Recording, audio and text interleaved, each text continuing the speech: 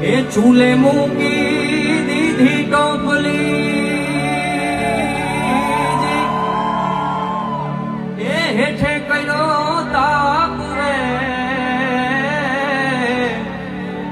આજુબાજુમાં છોકરા બેઠા, એ વચમાં એનો બાપ રે,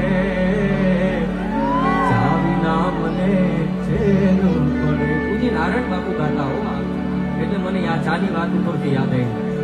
પણ કેવી ચા કે સાકર નાખી ભૂકી નાખી, હે એમાં દૂધનો નહીં માપ રે,